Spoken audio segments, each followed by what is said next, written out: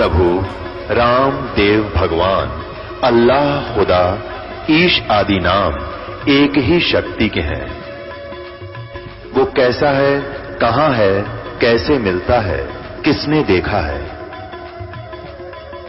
ये प्रश्नवाचक चिन्ह पूर्ण रूप से हटाने के लिए अवश्य सुनिए जगत गुरु तत्वदर्शी संत रामपाल जी महाराज के अमृत वचन, सर्व पवित्र धर्मों के पवित्र शास्त्रों के आधार पर। ज्ञान को हटाने के लिए स्वयं परमात्मा आते हैं, अच्छी आत्माओं को मिलते हैं, उनको सचखंड सतलोक लेकर जाते हैं, फिर वहां से वापस छोड़ते हैं। जब ये बच्चे युवा हो जाते हैं तीनों, उसके बाद ब्रह्मा जी को कमल के फूल पर रख देते हैं अपनी सिद्धि से, और विष्णु जी को शेष नाग की सैया पे, और शिव जी को कैलाश पर्वत पर। फिर इन तीनों को सचेत कर देते हैं, सचेत होकर फिर इन तीनों को इकट्ठा कर देते हैं। घूमते फिरते ये कोई ना कोई कारण बना के इकट्ठे हो जाते। फिर आकाश से दुर्गा इनको कहती है कि तुम तीनों बच्चे, तीनों जने अपने अपने कार्य में तत्पर हो जाओ। फिर ये पूछते हैं कि हमारा क्या कार्य है माता, और हम यहाँ जहां हम खड़े हैं तो सब जगह जल ही जल है, कोई पृथ्वी दिखाई नहीं देती है। फिर ये दुर्गा उस काल के आदेश से इनको सत्य नहीं बताती है और इनको ऐसे ही भ्रमित रखती है, क्योंकि इसने दुर्गा को प्रतिज्ञा दिला रखी है कि मेरी जानकारी किसी भी प्राणी को नहीं होनी चाहिए। और ये इसके डर के मारी सत्य नहीं बताती किसी को, और जिस कारण से उस सत्य को बताने के लिए स्वयं परमेश्वर को आना पड़ता है। ये झूठा लोग, या झूठ जल्दी सफल होती है कुछ दिनों के लिए, और सत्य कोई कहने लगता है उसका विरोध इतना हो जाता है, वही जाने जिसके साथ हुआ बीता है। तो पुण्यात्माओं, जब हम परमात्मा का सहारा लेकर, सत्य का सहारा लेकर चलेंगे तो इस काल के लोक में सफल हो सकेंगे। न अपने स्तर पर कोई सत्य करने और कहने वाला कभी सफल नहीं हो पाया। तो आज हमारे साथ उस परम पिता का हाथ है जो सत्य साहेब है, जो सच्चा भगवान है, और उसी कारण से हम आगे बढ़ रहे हैं। और कितना विरोध, सब ज्ञान के विपरीत ज्ञान और सच्चा ज्ञान, ये आगे कितना प्रफुल्लित हो रहा है, कैसे फैल रहा है, कैसे अपना स्थान बना रहा है। तो कबीर भगवान उस समर्थ परमात्मा का हाथ और उसका सहयोग आज ये आप जी के साथ है। अब जो प्रसंग है, जो प्रसंग चला था, एक गीता अध्याय नंबर 15 के श्लोक नंबर 16 और 17 में 3 पुरुष हैं, 3 प्रभु हैं, एक सरपुरुष, एक अक्षर पुरुष।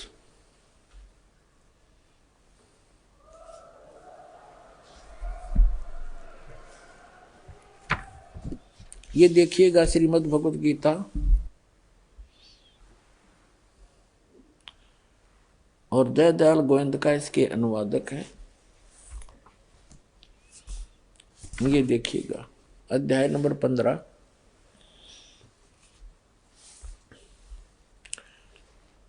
और ये 16 यहां से स्टार्ट है, 16वां श्लोक 15वें अध्याय का। इसमें लिखा कि दुवौ इमौ पुरुषौ लोके सरय स अक्षर एव च सरय सर्वाणि भूतानि कटुस्थ अक्षर उच्यते। इनका अनुवाद पढ़ते हैं। इस संसार में नाशवान और अविनाशी भी ये 2 प्रकार के पुरुष हैं। पुरुष माने प्रभु, स्वामी, भगवान। संपूर्ण लोकों के शरीर नाशवान और जीवात्मा अविनाशी कहा जाता है। एक सरपुरुष और एक अक्षर पुरुष। अब यहां देखें अच्छी तरह, द्वौ इमौ पुरुषौ लोके सर च अक्षर एव च। दिवौ माने दो, इमौ माने इस पृथ्वी वाले लोक में, पृथ्वी तत्व में। पृथ्वी ये अकेला पृथ्वी लोक नहीं है, जितने भी इस अन्य जैसे चांद है या अन्य जो ग्रह हैं, ऊपर के स्वर्ग आदि लोक हैं, ये सभी, और वो सात संग ब्रह्मांड जो अक्षर पुरुष के हैं, ये सभी पृथ्वी तत्व से पृथ्वी वाले लोक कहे जाते हैं। और ऊपर के जो सतलोक, अलखलोक, अगम लोक हैं, वो अविनाशी लोक है, ये नाशवान स्थल हैं सारे। तो यहां देखिएगा, दिवौ, दिवौ माने दो, इमौ माने इस पृथ्वी वाले लोकों में, पुरुषो माने पुरुष, लोके माने लोक में, सर च अक्षर, सर पुरुष, इस पुरुष को हम यहां दोनों के साथ लगा सकते हैं, सर पुरुष और अक्षर पुरुष। इस लोक में ये दो प्रकार के भगवान हैं। इसी प्रकार इनके अंतर्गत जितने भी प्राणी हैं उनके शरीर नाशवान है और जीवात्मा अविनाशी कही जाती है, वो किसी की भी नहीं मरती, देखी भी ना मरती। अब यहां आपने पढ़ लिया इनका अनुवाद, अब यहां पढ़ते हैं। 17वें श्लोक में कहा कि उत्तम पुरुष है तू अन्य। उत्तम पुरुष यानी पुरुषोत्तम श्रेष्ठ भगवान तो इन दोनों से, दो प्रकार के पुरुष, इन दोनों से, सर पुरुष और अक्षर पुरुष से उत्तम पुरुष है तू अन्य, वो श्रेष्ठ भगवान तो अन्य है। और परमात्मा इति उदाहरत है, जिसको परमात्मा कहा जाता है। और ये लोक धर्म अविश्य विभर्ति अव्यय ईश्वर है, जो तीनों लोकों में प्रवेश करके सबका धारण पोषण करता है, वो अविनाशी परमेश्वर है। इनका अनुवाद पढ़ते, उत्तम पुरुष तो अन्य ही है, किनसे? इस सर पुरुष से और अक्षर पुरुष से, दोनों प्रकार के पुरुषों से अन्य ही है।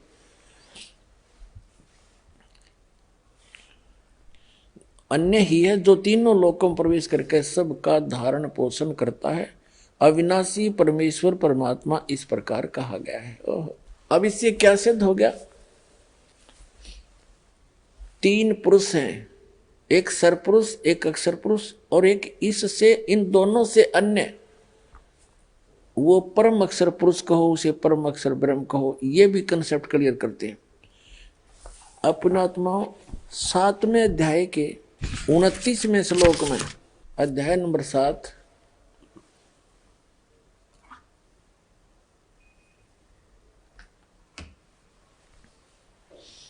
श्रीमद् भगवत गीता और 7वां अध्याय,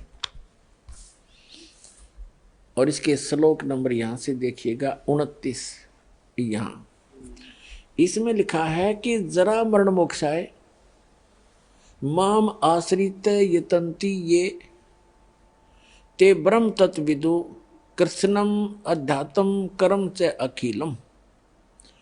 इसका अर्थ ये है कि माम आश्रित, गीता ज्ञानदाता कहता है, मेरे ज्ञान को आश्रय करके जो जरा और मरण के से छूटने के लिए, मोक्ष माने मोक्ष के लिए, जरा माने वृद्धावस्था, मरण माने मृत्यु से मुक्ति पाने के लिए जो ये तंत्र कर रहे हैं, ते वे ब्रह्म तत्विदु, ब्रह्म तत्विदु, ब्रह्म तत्व विदु, विदु माने जानते हैं तत्ब्रह्म को, कृत्स्नम अध्यात्म, सारे अध्यात्म, और कर्म च अखिलम, और संपूर्ण कर्मों से वे परिचित हैं, विदु हैं, जानने वाले हैं।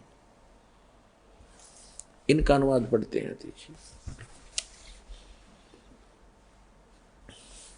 जो मेरे शरण होकर, जरा माने वृद्ध अवस्था, इन्होंने गोलमोल कर दिया, जरा माने वृद्ध अवस्था और मरण माने मृत्यु से छूटने के लिए जो यत्न करते हैं, वे व्यक्ति, वे साधक तत्व ब्रह्म, ये तत्व ब्रह्म, उस ब्रह्म को, तत्व ब्रह्म, उस ब्रह्म को और संपूर्ण अध्यात्म को तथा संपूर्ण कर्मों को जानते हैं। आज सुबह के सत्संग में भी आपको यही दोहराया गया था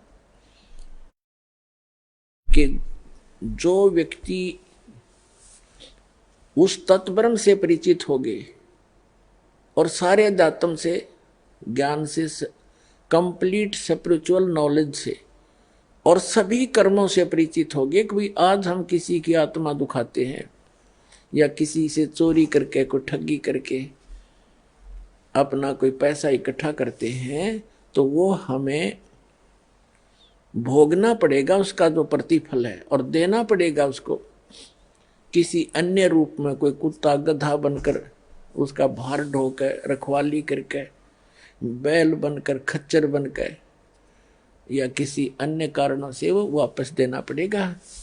तो तब वो व्यक्ति केवल जरा और मरण से छूटने का प्रयत्न वही करते हैं जो तत्ब्रह्म से परिचित हैं, सारे अध्यात्म से, सभी कर्मों से परिचित है। 8वें अध्याय के प्रथम श्लोक में ही अर्जुन ने पूछा, ये अष्टमोद, यहां तो हमने 29वां पढ़ लिया और यहां सामने ही 8वां अध्याय है। इसके प्रथम मंत्र में अर्जुन ने पूछा, किम तत्ब्रह्म, पुरुषोत्तम, हे पुरुषोत्तम वह ब्रह्म क्या है, तत्ब्रह्म क्या है, तत्ब्रह्म किम, वह ब्रह्म क्या है, तत्ब्रह्म क्या है। इसका उत्तर इस गीता ज्ञानदाता ने इस 8वें अध्याय के ही 8वें अध्याय के और ये मंत्र नंबर 3 में कहा है, वो परम अक्षर ब्रह्म है। परम अक्षरम ब्रह्मम परमम, परम अक्षर ब्रह्म है। तो गीता अध्याय नंबर 15 के श्लोक नंबर 17 में जो कहा है, वो परम अक्षर ब्रह्म कहो, उसे परम अक्षर पुरुष कहो। उत्तम पुरुष है तू अन्य परमात्मा इति उदाहरते, यह लोक चरम आविश्य विभर्ति अवैश्वर है। वो उत्तम पुरुष है तू अन्य, वो सरपुरुष और अक्षर पुरुष से अन्य जो है वो परम अक्षर पुरुष है, गीता ज्ञानदाता से अन्य है।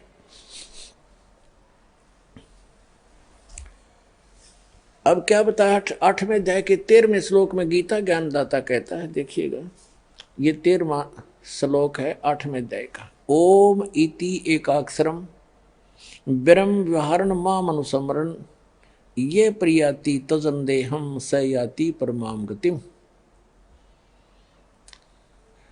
माम ब्रह्म, मुझ ब्रह्म का, ओम इति एकाक्षरम, ओम यह एक अक्षर है,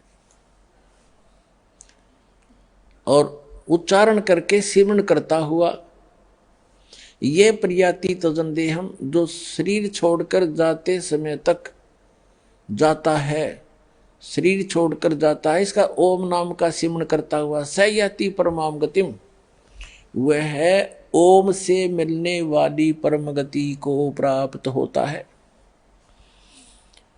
सब इंद्रियों, ये तो इस बार 13वां ने इकट्ठा कर दिया, इसके साथ 12वें के साथ इसको जोड़ने की आवश्यकता नहीं। 13वां यहां से शुरू होता है, जो पुरुष ओम ओम इस एक अक्षर रूप ब्रह्म को उच्चारण करता हुआ, मां मुझ निर्गुण ब्रह्म का चिंतन करता हुआ शरीर को त्याग कर जाता है, वह पुरुष परम गति को प्राप्त होता। इस इन्होंने अनुवाद ठीक नहीं किया। ओम के जाप से कौन सी गति होती है, ब्रह्म लोक प्राप्त होता है। पुण्यात्माओं, आप जी देखते हो कि जैसे आपके बच्चे हैं या आप भी पढ़े हो, हम भी पढ़े हैं, तो माता पिता ने हमारे को फ्री छोड़ दिया था कि बेटा और बेटियों तुम पढ़ो। किस लिए? उनको इतना ज्ञान हुआ था कि मेरे बच्चे पढ़कर अच्छे अधिकारी कर्मचारी लग जाएंगे और इनका जीवन सफल हो जाएगा। तो उसके लिए किसी ने 18, किसी ने 16 वर्ष, किसी ने 20 वर्ष ट्रेनिंग करके, किसी ने 12 वर्ष, किसी ने 10 वर्ष, यानी कंप्लीट समर्पित होकर के वो शिक्षा ग्रहण की। और किस लिए की? 2 टाइम की रोटी के लिए और कार और कोठी के लिए। और ये अंत में ना ये कार कोठी साथ जाती है, और जिस परिवार को हम सुखी देखना चाहते हैं भगवान की भक्ति के बिना, हम अटकलबाजी लगाकर बेशक जी रहे हैं पर कोई प्रोटेक्शन नहीं है आपके पास। जब तक आप कबीर परमात्मा की शरण में नहीं आते हो। इनकी शरण में आने के बाद फिर आपको प्रोटेक्शन भी मिलेगा।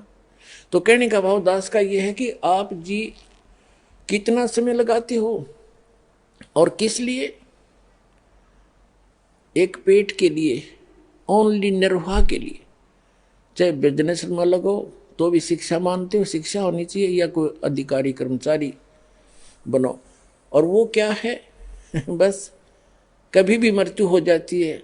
एक व्यक्ति इकलौता पुत्र उसका, और उसने उसको बहुत अच्छा पढ़ाया, उसने HCS में सिलेक्ट हो गया, SDM लग गया, विवाह की तैयारी थी, 27 साल का लड़का था, विवाह के 10 दिन रह रहे थे, अपनी ही कार में आ रहा था, एक जोटा बुग्गी से टकरा गया और एट द स्पॉट ही मर गया, खत्म हो गया। वह 20-25 साल की वह पढ़ाई भाड़ में गई और कैर टूट गया न्यारा।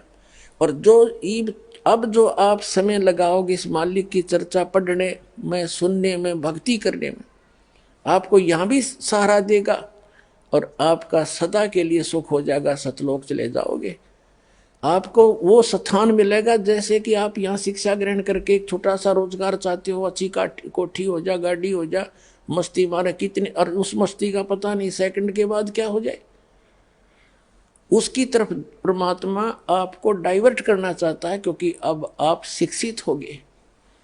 हमारे सदग्रंथ हमारे पास है। अब जो निर्णय करने दास जा रहा है, भावदास का कहने का यह है कि आप जी इसमें समय बढ़ाओ भगवान की तरफ, और इसके साथ आपके अन्य काम भी सफल होंगे, आपकी शिक्षा भी सफल होगी, आपकी रोजी रोटी का काम भी, कार्य भी जो है वो परमात्मा ही सफल करेगा। अब देखो, राजा भी जब अपने कर्तव्य से, अपने प्रयत्न से थक जाता है तो परमात्मा से अरदास करने जाता कहीं ना कहीं, और वो परमात्मा आपके साथ रहेगा तो 2 रोटी का तो झगड़ा आपका कति खत्म हो जाएगा। आपको जबरदस्ती देगा और पता नहीं कित का दे देगा, पर आपने थोड़ा सा समय भगवान की तरफ लगाना पड़ेगा। अब जो आपको कंसेप्ट क्लियर करना जा रहा है कि गीता अध्याय नंबर 8 के श्लोक नंबर 13 में कहा है, ओम इति एकाक्षरम ब्रह्म व्यवहारण माम अनुसमरण ये परियाति तजंदे हंस याति परमाम गतिम। मुझ ब्रह्म का एक ओम अक्षर है, उच्चारण करके सिमरन करता हुआ यह परियाति तजंदे हम जो शरीर त्याग कर जाता है, सयाति परमाम गतिम, वो ओम से मिलने वाली परम गति को प्राप्त होता है। इसमें ओम अक्षर ही है। तो अब गीता श्रीमद् देवी भागवत यानी देवी पुराण में देवी कंसेप्ट क्लियर करेगी। हिमालय राजा को ज्ञान देते हुए, ब्रह्म का स्वरूप बताते हुए कैसे निर्णय दे रही है, सुनिएगा, पढ़िएगा। ये है श्रीमद् देवी भागवत, गीता प्रेस गोरखपुर से प्रकाशित है।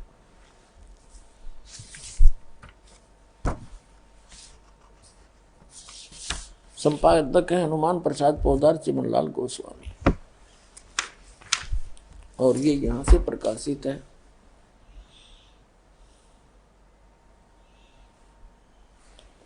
अब हम इसके 562 पृष्ठ पर आते हैं। तीसरा स्कंद है, ये 7वां स्कंद है।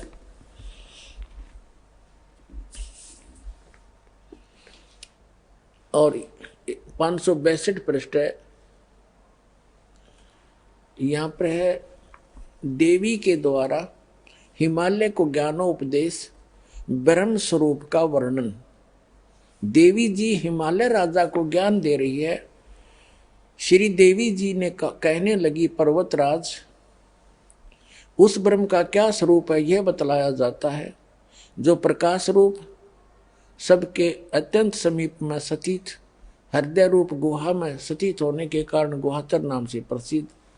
यहाँ आते आते यहाँ आ जाते हैं। वह यह परम सत्य और अमृत अविनाशी तत्व है। सौम्य, उस वेदने योग्य लक्ष्य को तुम वेदन करो, मन लगाकर उसमें तन्मय हो जाओ। सौम्य, उपनिषद में कथित महान अस्त्र रूप धनुष लेकर उस पर उपासना द्वारा तीक्ष्ण किया हुआ बाण संधान करो, और फिर भावानुगत चित्त के द्वारा उस बाण को खींचकर उस अक्षर रूप ब्रह्म को लक्ष्य बनाकर वेदन करो। प्रणव माने ओम धनुष है, जीवात्मा बाण है, ब्रह्म को उसका लक्ष्य कहा जाता है। यहां देखिए, उस एकमात्र परमात्मा को ही जाने, दूसरी बात सब छोड़ दें। यही अमृत रूप परमात्मा के पास पहुंचाने वाला पुल है। संसार समुद्र से पार होकर अमृत स्वरूप परमात्मा को प्राप्त कराने का यही सुलभ साधन है। इस आत्मा का ओम के जप के साथ ध्यान करो, ओम का जाप करो। इससे अज्ञान में अंधकार से सर्वथा परे, संसार समुद्र से पार जो ब्रह्म है उसको पा जाओगे। ओम का जाप करने से ब्रह्म की प्राप्ति होती है, क्योंकि ये ब्रह्म का मंत्र है। तुम्हारा कल्याण हो, वो कहाँ रहता है? यह वह यह सबका आत्मा ब्रह्म, ब्रह्मलोक रूप दिव्य आकाश में स्थित है। ओम के जाप से ब्रह्म की प्राप्ति होती है, ब्रह्म रहता है ब्रह्मलोक में। अब ये सिद्ध हो गया कि जैसे गीता अध्याय नंबर 8 के श्लोक नंबर 13 में जो ये कहा है कि ओम इति एकाक्षरम ब्रह्म व्यवहारण माम अनुस्मरण, इससे स्पष्ट हो गया कि मुझ ब्रह्म का ओम यह एक अक्षर है, नथिंग एल्स, और इसके अतिरिक्त कुछ नहीं है। और व्यवहारण अनुस्मरण उच्चारण करके सिमरन करता हुआ ये प्रियाति तजन देहम स याति परमाम गतिम। ये देखिएगा, अब हम आगे गीता अध्याय नंबर 8 के श्रीमद् भगवद गीता अध्याय 8 के श्लोक नंबर 13 में ओम इति एकाक्षरम ब्रह्म व्यवहारण मानो समरण माम ब्रह्म, मुझ ब्रह्म का ओम इति एक अक्षर, ओम यह एक ओम अक्षर है। और व्यवहारण माने उच्चारण करके, अनुसमरण माने सिमरण करता हुआ, ये प्रियाति तजन देहम जो शरीर त्याग कर जाता है, स याति परमाम गतिम, ये अंडरस्टूड है कि ओम से मिलने वाली जो परम गति है वो प्राप्त होगी। और वो आपके समक्ष हो ही गया। श्रीमद् देवी भागवत में श्री देवी जी ने हिमालय को बता ही दिया, ओम नाम का जाप करो, ब्रह्म को पाने का उद्देश्य रखो, उससे पा जाओगे, वो ब्रह्मलोक में रहता है। अब देखो गीता अध्याय नंबर 8 के श्लोक नंबर 16 में देखिएगा,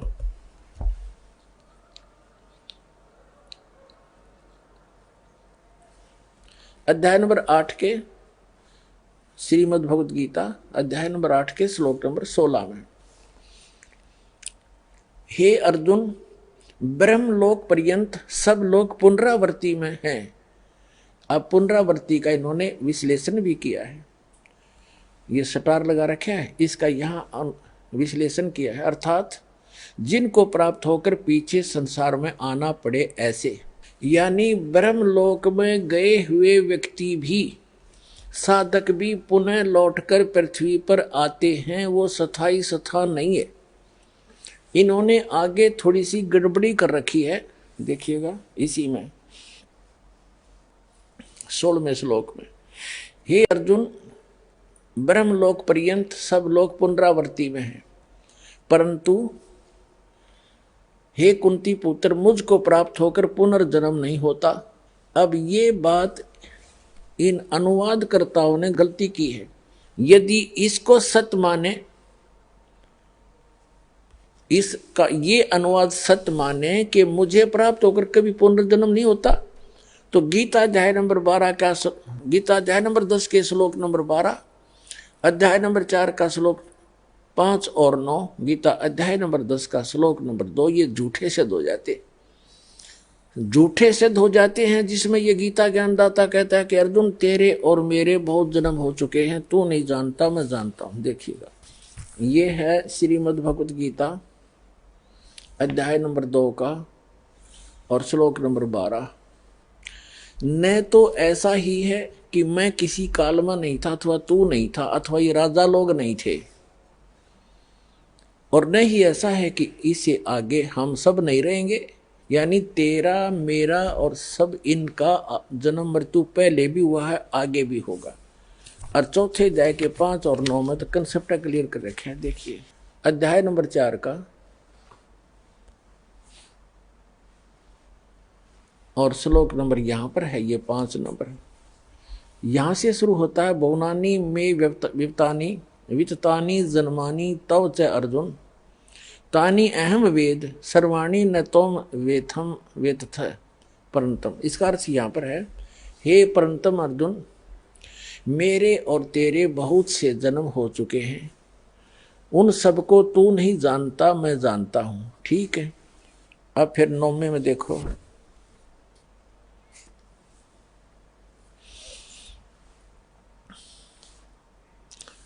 9वें श्लोक में, मेरे जन्म और कर्म दिव्य हैं, अलौकिक है। ठीक है, जन्म तो है, इससे सिद्ध है कि इस गीता ज्ञानदाता की जन्म मृत्यु है।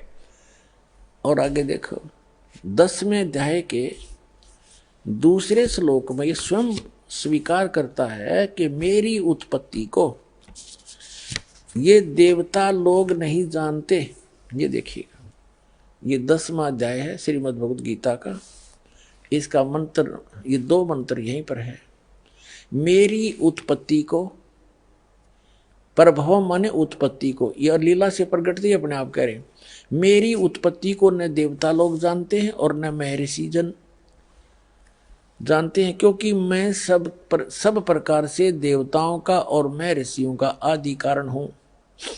अब यहां विचलित हो जाते हैं ये लोग, ये जान पढ़कर इसको कि जो मुझको अजन्मा अनादि और लोकों का महान ईश्वर तत्व से जानते हैं, वह मनुष्यों में ज्ञानवान पुरुष संपूर्ण पापों से मुक्त हो जाते। इसमें इसका कहने का भाव ये है कि मैं जैसा अजन्मा हूँ, किस प्रकार का हूँ, किसा हूँ, कैसा हूँ, क्या मेरी स्थिति है। जो तत्वदर्शी संत इस बात से परिचित हैं वो यहाँ से पीछा छुड़वा जाते हैं, उनका सारे पाप कट जाते हैं। इसका भाव ये कहने का। अब ये कैसा जन्मा है, कैसा वो बताएंगे, लेकिन अब जो कंसेप्ट हम क्लियर कर रहे हैं उससे ये सिद्ध हो गया कि ये थी गीता अध्याय नंबर 8 के श्लोक नंबर 16 के आगे जो 16वें का जो अगला हिस्सा हम लें, इन्होंने अनुवाद किया है, वो फिट नहीं बैठता, उसका अनुवाद सही नहीं है। देखिएगा अध्याय नंबर 8 का और श्रीमद् भगवद गीता का 16वां श्लोक है, हे अर्जुन, ब्रह्मलोक पर्यंत सब लोग पुनरावर्ती में, ये बिल्कुल सही है। फिर यहाँ कहा कि परंतु एक कुंती पुत्र मुझको प्राप्त होकर पुनर्जन्म नहीं होता। अब यहाँ पढ़ेंगे हम। अब देखो, विद्यते माने नहीं होता, न विद्यते। अब यहाँ पढ़िए, आप ब्रह्म भुवनाथ यानी ब्रह्मलोक तक सभी भवन, सभी लोक का पुनरावर्ती में अर्जुन। फिर ये बताता है कि माम उपेते तू कौनते पुनर्जन्म। इसका अर्थ ये बनता है कि मुझे प्राप्त होकर भी अर्जुन पुनर्जन्म है, जो ये नहीं जानते। विद माने केवल है, नहीं होता। विद धातु का विद धातु से विद्धते बना है, विद माने जानना भी होता है। जो ये नहीं जानते कि ब्रह्मलोक में गए हुए प्राणी भी पुनरावर्ती में हैं, वो मुझे प्राप्त होकर भी उनका पुनर्जन्म है अर्जुन। मुझे प्राप्त होकर भी उनका पुनर्जन्म अर्जुन न विदते, जो इस बात को नहीं जानते कि ब्रह्मलोक तक भी सभी प्राणी पुनरावर्ती में हैं, वो मुझे प्राप्त होकर भी उनका पुनर्जन्म है अर्जुन, जो इस बात से परिचित नहीं है, जो नहीं जानते, जिनको ये ज्ञान नहीं, ये नहीं तो फिर ये वो 3 श्लोक झूठे सिद्ध हो जाते, ये अनुवाद गलत है। अब जो प्रसंग चल रहा है, अब ये तो कहा कि ओम नाम है इसका, और ब्रह्मलोक में गए हुए प्राणी भी पुनर्जन्म होते, इसका खुद भी जन्म मृत्यु होता है। इसलिए गीता अध्याय नंबर 15 के श्लोक नंबर 16 में इसको सरपुरुष का है। सर माने नासवान, पुरुष माने ब्रह्म, प्रभु, स्वामी, ये नासवान है। और इसके अंतर्गत जितने प्राणी हैं, चाहे ब्रह्मा विष्णु महेश, जितने भी सब नासवान है, और इसकी खुद भी जन्म मृत्यु होती है। इसके कर्म और जन्म कैसे अलौकिक है। अब जो प्रसंग क्लियर करने जा रहा है दास कि ये ब्रह्म केवल 21 ब्रह्मांड का स्वामी है, 21 ब्रह्मांड का, और ये स्वयं नासवान है। ब्रह्मांड आपको दिखा दिए, देखिएगा, ये एक ब्रह्मांड है, ये एक ब्रह्मांड है ये सारा। इसमें जो ये स्थान है अलग से,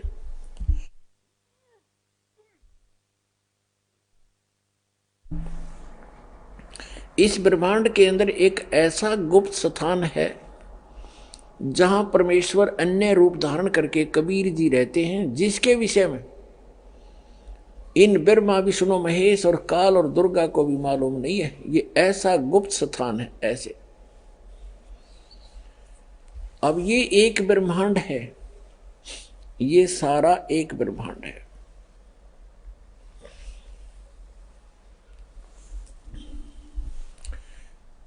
ये एक ब्रह्मांड है। ऐसे ऐसे इस काल भगवान के 21 ब्रह्मांड है, सरपुरुष के, ज्योत निरंजन के। ये जो पूरा ब्रह्मांड आपने देखा, अब ये समझो एक गेंद है ये, और इसे ऐसे ऐसे 5 ब्रह्मांडों का इसने एक ग्रुप बनाकर महाब्रह्मांड बना रखे,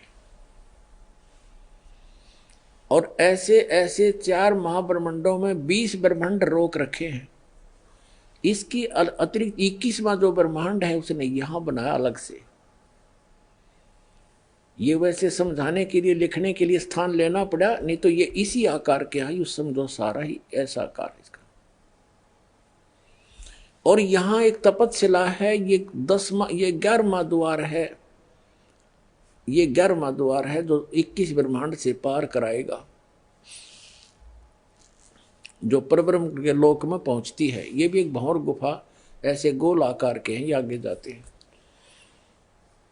ये काल का निज लोक है, यहाँ स्वयं रहता है, इस रास्ते को रोके बैठा है, यहाँ विराजमान रहता है, ये अन्य रूप धारण करके। और ये तपतशिला जहाँ 1 लाख मानव शरीरधारी प्राणियों को पुण्य भून कर खाता है। अब ये इतना क्षेत्र है सरपुरुष का, ये इतना क्षेत्र है केवल सरपुरुष का, 21 ब्रह्मांड है। और ये देखिएगा, ये है कंप्लीट चित्र सारे ब्रह्मांडों का, ये है कंप्लीट चित्र सर्व ब्रह्मांडों का। ये देखिएगा। अब हम यहां आते हैं, जैसे अभी आपने जो ये देखा था 21 ब्रह्मांड, जो काल का पूरा क्षेत्र देखा था, ये सरपुरुष का क्षेत्र है, ये वाला। और ये अक्षर पुरुष का है, ये इससे बाहर ये वाला। ये 7 शंख ब्रह्मांड हैं, ऐसे ऐसे 7 शंख ब्रह्मांड है। ये इतना क्षेत्र है, इतना। ये सरपुरुष और ये अक्षर पुरुष कहलाता है। इसको ब्रह्म, इसको परब्रह्म भी कहते हैं। और ये है परम अक्षर ब्रह्म, असंख्य ब्रह्मांड का स्वामी, जो इनके ऊपर भी मालिक है, इसके ऊपर भी मालिक है, सरपुरुष पे भी प्रभु है, अक्षर पुरुष के ऊपर भी मालिक है। ये है असंख्य ब्रह्मांड का स्वामी। ये सतलोक है, ये सतलोक, सत्यलोक कहो, सतलोक कहो, ये सारा कुछ। और इसके अतिरिक्त ये ब्रह्मांड हैं, यहाँ पर आप रहा करते थे। ये जितने ब्रह्मांड हैं, ये इससे भी बड़े बड़े ब्रह्मांड हैं, ये जितने अलग अलग ये दिखाई देते। यहाँ आपके मकान हैं, आपके महल हैं, इनके अंदर बहुत बड़े बड़े सबके। तो इन सब का मालिक ये है कबीर साहब सतपुरुष, ये परम स्थान परमात्मा का। ये 12वां द्वार है, ये 11वां द्वार। 10वां द्वार तो एक ब्रह्मांड में ही रह लेता है। 11वां द्वार ये यहाँ जाता है पर ब्रह्म के लोक में, यहाँ प्रवेश होता है, ये यहाँ निकलता है अक्षर पुरुष के लोक में। और ये 12वां द्वार है जिससे हम सतलोक में प्रवेश करेंगे। ये 11वां द्वार है जो परब्रह्म के लोक में प्रवेश किया।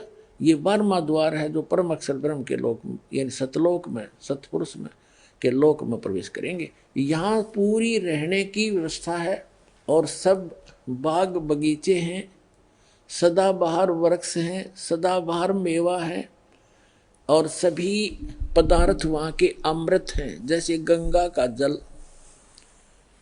आप देख रहे हो, ऐसे लोक में भी खराब नहीं होता। तो 100 वर्ष रख लो उस गंगा के जल को पवित्र किसी शुद्ध बोतल में, शुद्ध पात्र के अंदर। तो ये सतलोक से चलकर आई है गंगा का वाटर, ये जल। एक परमात्मा ने एक सैंपल भेज रखा है सतलोक के पदार्थों का।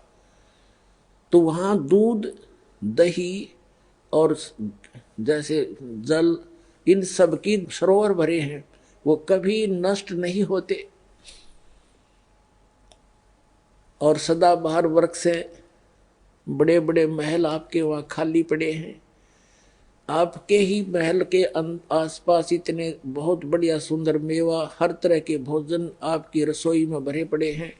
उनको छोड़कर आप यहाँ अपनी गलती से आ गए हो और यहाँ भिखारी बनकर घूम रहे हो। सारा असंख्य जन्म हो गए आपका, ये निर्वाह ही पूरा नहीं होता। तुम आप देवता बन गए। वहाँ भी यही व्यवस्था देवताओं के, वहाँ भी ऐसे राजा हैं, छोटे राजा हैं, बड़े देवता हैं। आम जनता जो स्वर्ग में वहां चले जाते हैं वो ऐसे ही रहते हैं वहां पर, और उनकी भी जन्म मृत्यु होती रहती है। अब ये स्थिति आपके सामने स्पष्ट कर दी। अब हम सिद्ध करेंगे कि जैसे बिन साहेब की बंदगी कहीं ठोर ठिकाना ना, ब्रह्मा विष्णु महेश नासवान, और ये सरपुरुष नासवान, अक्षर पुरुष भी नासवान, ये गीता जी ने स्वयं स्पष्ट कर दिया। लेकिन उत्तम पुरुष है तू अन्य परमात्मा इति उदाहरते, वो परमात्मा परम अक्षर ब्रह्म है जो इन दोनों से अन्य है, जो कभी मृत्यु में नहीं आता, वो अव्यय ईश्वर है, वो अविनाशी परमात्मा है। देखिएगा गीता अध्याय नंबर 2 के श्लोक नंबर 17 में, श्रीमद् भगवद गीता अध्याय नंबर 2 के श्लोक नंबर 17 में क्या स्पष्ट किया है। गीता अध्याय नंबर 2 के श्लोक 12 में इसने स्वयं स्पष्ट कर ही दिया कि अर्जुन तेरे और मेरे बहुत जन्म हो चुके हैं।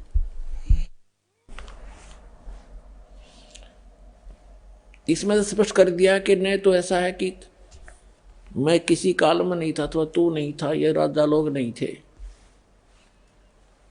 और ऐसा ही नहीं है कि हम आगे ना रहेंगे। और चौथे अध्याय के 5 और 9 में भी स्पष्ट कर दिया इसने, गीता ज्ञानदाता ने, कि अर्जुन तेरे और मेरे बहुत जन्म हो चुके हैं, तू नहीं जानता मैं जानता हूं।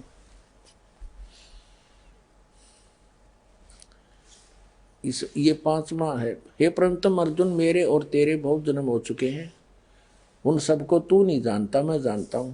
और 9 में भी ऐसे ही कहा है, 4 के 9 में, मेरे जन्म और कर्म दिव्य हैं, ये याद रखना, जन्म और कर्म दिव्य हैं। अध्याय नंबर 2 के श्लोक नंबर 17 में किसी अन्य परमात्मा के विषय में कहा है, श्रीमद् भगवद गीता के, इसमें कहा है कि अब नाश रहित तो उसको जान जिससे ये संपूर्ण जगत व्याप्त है, इस अविनाशी का विनाश करने में कोई भी समर्थ नहीं है। अब इससे क्या सिद्ध हो गया कि गीता ज्ञान दाता से कोई और है, और जिसने सारे ब्रह्मांड को रचना की है वो है अविनाशी, जिसको कोई नहीं मार सकता। अब श्रीमद् भगवद गीता अध्याय नंबर 15 के श्लोक नंबर 1 से 4 का सारांश है कि उल्टा लटका हुआ संसार रूपी वृक्ष है, ऊर्ध्व मूलम अधः शाखम अश्वत्थम प्राहु अव्यम छंदासी यस्य पर्णानि ये तम वेद स वेदवित्। 15वें अध्याय के प्रथम मंत्र में ये मूल पाठ है। उसका अर्थ ये है कि ऊपर को जड़, वो तो पूर्ण परमात्मा समझो, संसार रूपी एक वृक्ष समझो, पीपल का वृक्ष, जिसकी ऊपर को जड़ हो और नीचे को तीनों गुण रूपी शाखा हो, नीचे को शाखा हो। और जो संत इसके सभी छंद, सभी विभागों को अलग अलग भिन्न भिन्न बता देगा, स वेदवित्।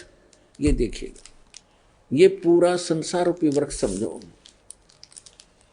ऊर्ध्व मूलम अधः शाखम, गीता ज्ञानदाता ने केवल इतना संकेत दिया है, ऊर्ध्व मूलम अधः शाखम, अश्वत्थम प्राहु अव्यम। अश्वत्थम माने ये पीपल का वृक्ष, जानो एक संसार रूपी वृक्ष, जिसकी ऊपर को जड़ है और नीचे को तीनों, नीचे को शाखा है।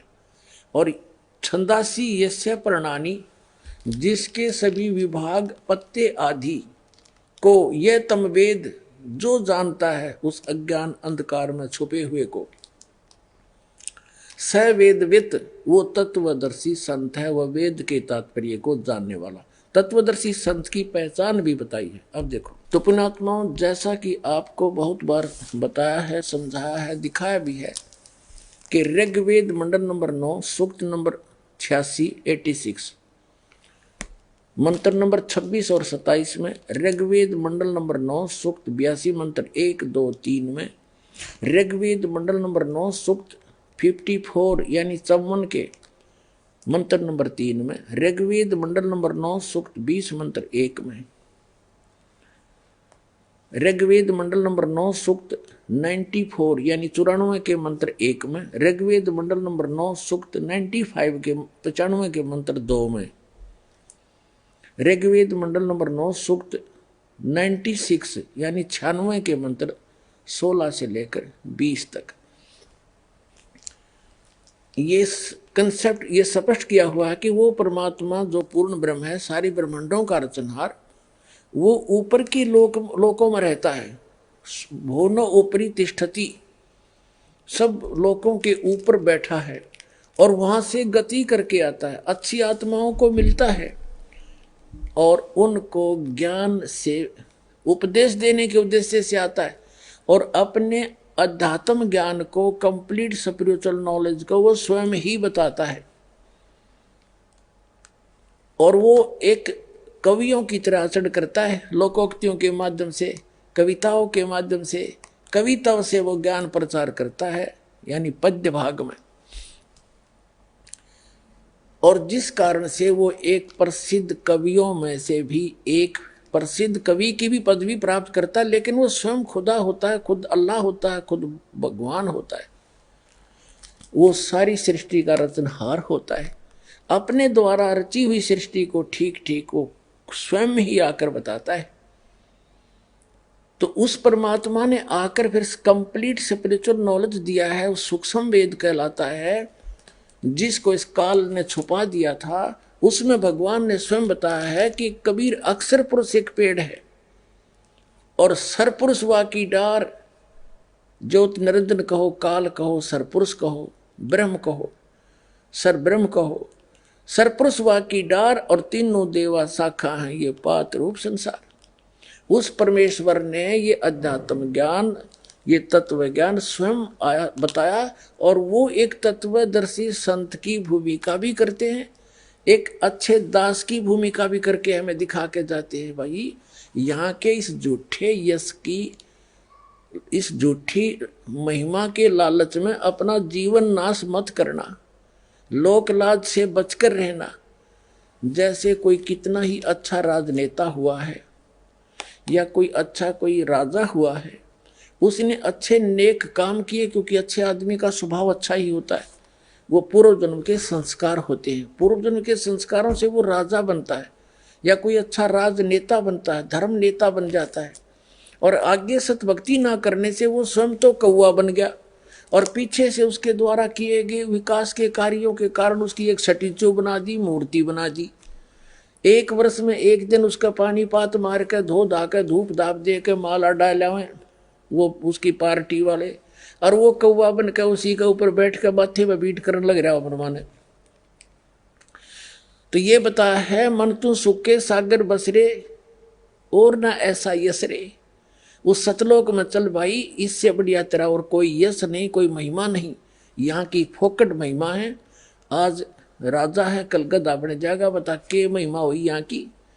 तो इस लोक लाज से हटकर साधु संत अपने परमात्मा के ज्ञान के आधार से अपना जीवन निर्वाह किया करते हैं, अपनी मर्यादा में चलते हैं और अपनी भक्ति को बचा कर रखते हैं। तो उस परमात्मा ने स्वयं एक अच्छे दास की भूमिका, अच्छे नागरिक की भूमिका, अपना काम करके खाना, कर्तव्य नेक काम करना, साथ में भगवान की भक्ति भी करके दिखाई और भगवान तो वो थे ही थे, सारे ब्रह्मांड चला रहे थे बनारस में बैठकर। तो उन्होंने बताया है कि अक्षर पुरुष एक पेड़ है, सरपुरुष वाकी डार और तीनों देवा शाखा है, ये पांच रूप संसार। अब जड़ कौन है, वो इस दास को भेजा है वो मूल बताने के लिए। एक मूल कौन है, ये देखिए, ये ऊर्ध्व मूलम अधः शाखम। ऊर्ध्व माने ऊपर को, मूल माने जड़ और नीचे को शाखा वाला। ये गीता ज्ञान दाता ने सिर्फ इतना बताया है।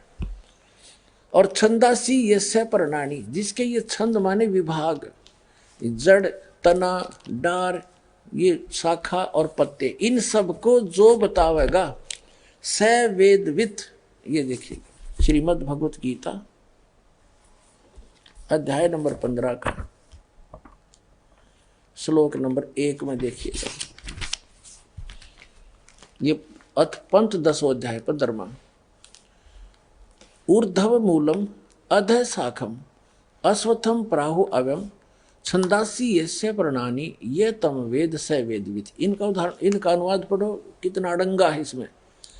ऊर्ध्व मूलम, आदि पुरुष परमेश्वर मूल वाले, ये बिल्कुल सही कहा है इन्होंने। ये वैसे इसका अर्थ है ऊपर को जड़ वाला। इन्होंने कहा कि आदि पुरुष परमेश्वर ये मूल है, जड़ है। अरे इन्होंने क्या कहा, आदि पुरुष नारायण वासुदेव भागवत ही भगवान ही नित्य और अनंत और सबके आधार होने के कारण सबसे ऊपर नित्य धाम में सगुण से वास करने के कारण ऊर्ध्व नाम से वो कहे गए हैं। इस तरह के भैया ये कृष्ण के बांध रहे थे सारा सेरा।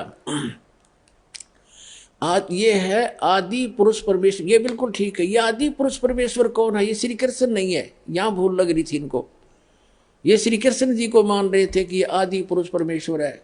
नहीं, यहां गलती लगी हुई थी, पूरे विश्व के लगी हुई थी। ऊर्ध्व मूलम, ऊपर को जड़ वाला, और अधः शाखम, यह भी गलत कर रखा है उन्होंने। ब्रह्मा रूप मुख्य शाखा वाले अधः शाखम, ये गलत कर रखा है। देखो श्लोक नंबर 2 में, इसी 15वें अध्याय के, इसमें 2 बार अधः शब्द है, अधः। और इनका इन्होंने अनुवाद सही किया जहां ये विचलित नहीं हुए। अधः माने नीचे, अधः माने नीचे, बिल्कुल ठीक है। और ऊर्ध्व माने ऊपर, ऊर्ध्वम ऊपर। ये ऊर्ध्व मूलम। अब फिर आगे हम प्रथम मंत्र में, ऊर्ध्व मूलम अधः शाखम, ऊपर को जड़ वाला और नीचे को शाखा वाला, ये गलत कर रखे। संसार रूपी पीपल का वृक्ष, पीपल के वृक्ष को अविनाशी कहते हैं। वेद नहीं, छंदासी, छंद माने विभाग होते हैं। केवल एक शब्द के एक ही अर्थ नहीं होते, विभाग, पत्ते आदि जिसके विभाग कहे गए हैं। और यह उस संसार वृक्ष को जो पुरुष मूल सहित यानी जड़ से लेकर पत्तों तक तत्व से जानता है, स वेदवित, वह वेद के तात्पर्य को जानने वाला है, अर्थात वो तत्वदर्शी संत है। इससे हमने इतना सिद्ध करना था कि जो इन इस संसार रूपी वृक्ष के सभी विभागों को जड़ से लेकर पत्तों तक जानता है, स वेदवित, वो तत्वदर्शी संत है। अब परमात्मा ने बताया है अक्षर पुरुष एक पेड़ है और वो मूल जड़ गुप्त है। देखिएगा परमात्मा ने यहां से प्रारंभ किया है क्योंकि वो स्वयं थे जड़, वो मूल थे सारे संसार के। अब अक्षर पुरुष एक पेड़ है, ये अक्षर पुरुष है, ये सर पुरुष है। अक्षर पुरुष ये तना समझो, उसकी एक मोटी डार निकली वो सर पुरुष यानी ब्रह्म समझो। और तीनों देवा, ब्रह्म के 3 पुत्र हैं, आगे ये 3 शाखा हैं, रजगुण ब्रह्मा, सतगुण विष्णु, तम गुण शिव जी और पात रूप संसार। अब ये जड़ कौन है, ये दास बताएगा। ये परम अक्षर ब्रह्म है, सारी सृष्टि के रचनहार पूर्ण ब्रह्म परमेश्वर है। ये देखिएगा अब ये राज खुलेगा आपके सामने। ये कबीर देव है, अनंत कोट ब्रह्मांड का एक रति नहीं भार, और ये सतगुरु पुरुष कबीर हैं, कुल के सिरजनहार। अब गीता अध्याय नंबर 15 के श्लोक नंबर 3 में क्या कहा है, 2 और 3 में क्या कहा है, ये देखिएगा।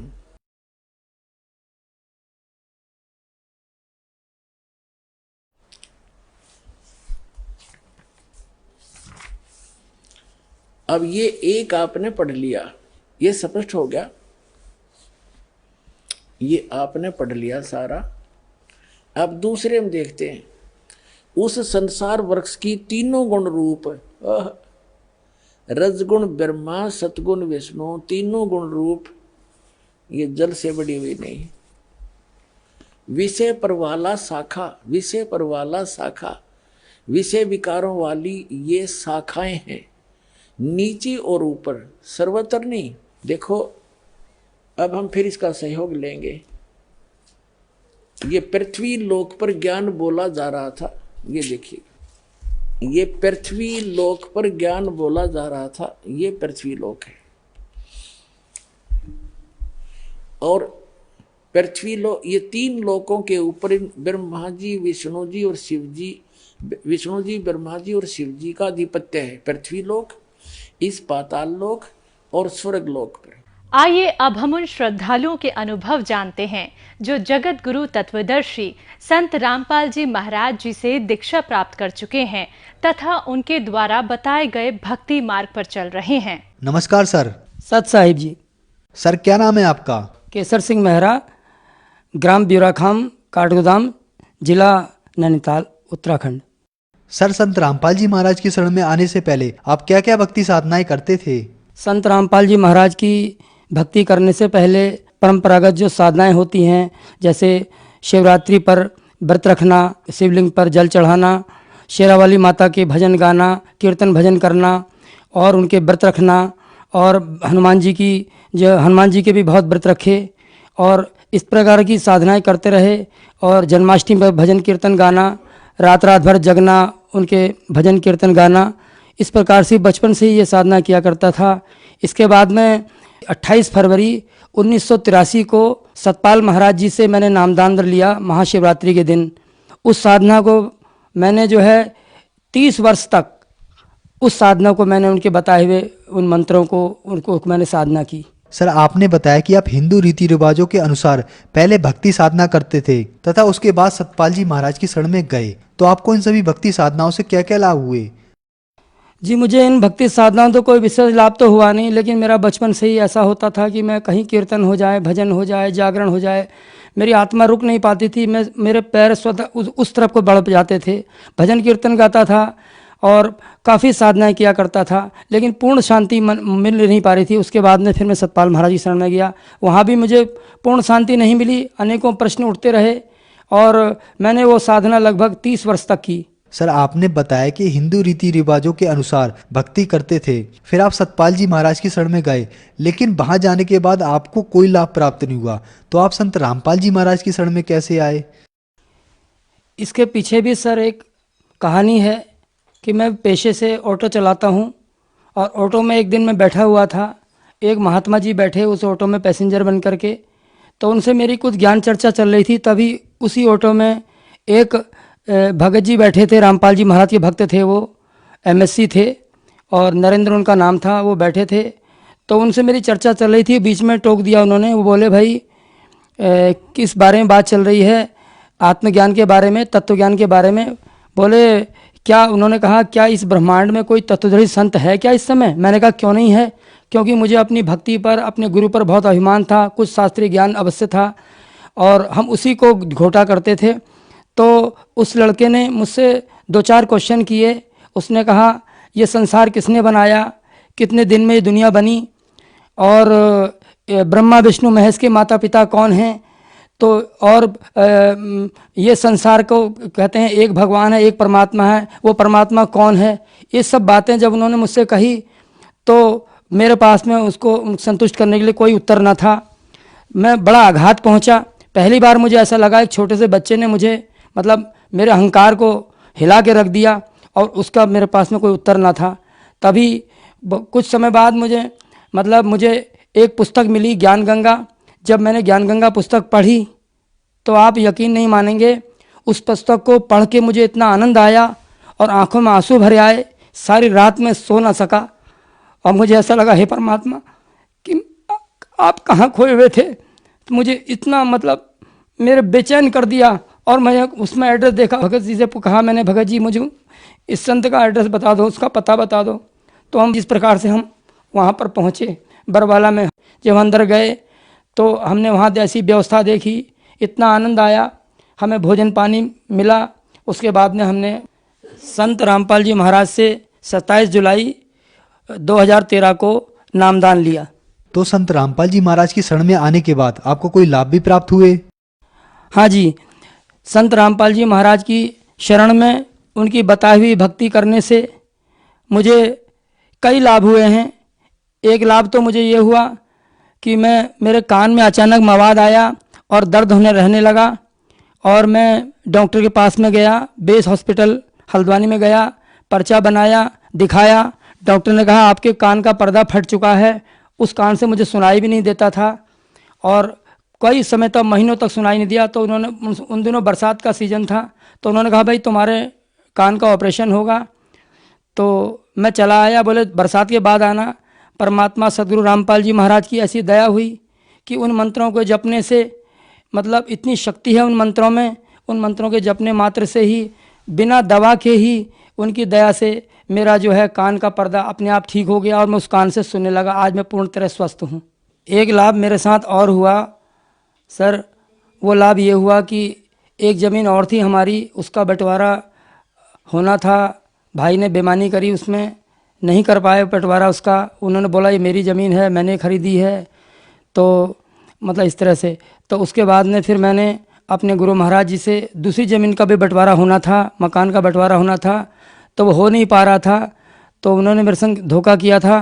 तो मुझे लग रहा था इसमें भी ये धोखा करेंगे, इसलिए मैंने गुरु महाराज जी से, रामपाल जी महाराज के आश्रम में मैंने प्रार्थना लगाई और वहाँ से उत्तर आया कि परमात्मा दया करेंगे। और उसका मेरे को ऐसा परिणाम हुआ कि उसका दूध का दूध और पानी का पानी, बिल्कुल मुझे उचित न्याय मिला, पूर्ण मतलब न्याय मिला मुझे। मैं उनका आभारी हूँ। सर, संत रामपाल जी महाराज से जुड़ने के बाद आपको बहुत सारे लाभ प्राप्त हुए, तो जन समुदाय को आप क्या संदेश देना चाहेंगे?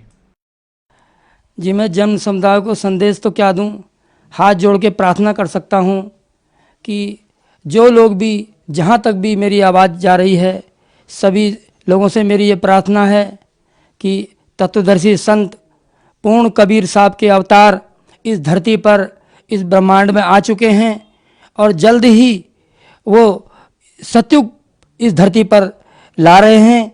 और मेरी ये मतलब प्रार्थना है कि जल्दी आओ। कहा कि वेग विलंब मत कीजिए, लीजिए सदुपदेश, कि देर मत करो वरना फिर पछताना पड़ जाएगा। इसलिए जल्दी आओ और सदगुरु रामपाल जी का अनमोल ज्ञान लेकर के अपनी आत्मा की प्यास को बुझाओ, अपना भला करो, अपना कल्याण करो। संत रामपाल जी महाराज से जुड़ने के लिए क्या करना होगा? जी, सदगुरु रामपाल जी महाराज से जुड़ने के लिए विभिन्न चैनलों में सदगुरु रामपाल जी महाराज के प्रवचन आते हैं और आप लोग, उसके नीचे एक पट्टी चलती है, उस पट्टी पर मतलब जो है कि कांटेक्ट नंबर आते हैं, उन पर कांटेक्ट करके आप भारतवर्ष के हर जगह, हर प्रांत में, हर शहरों में नामदान केंद्र बने हुए हैं मालिक की दया से, गुरु महाराज की दया से, और वहाँ पर कांटेक्ट करके आप नामदान प्राप्त कर सकते हैं और अपनी आत्मा का कल्याण कर सकते हैं। धन्यवाद सर। सत साहिब।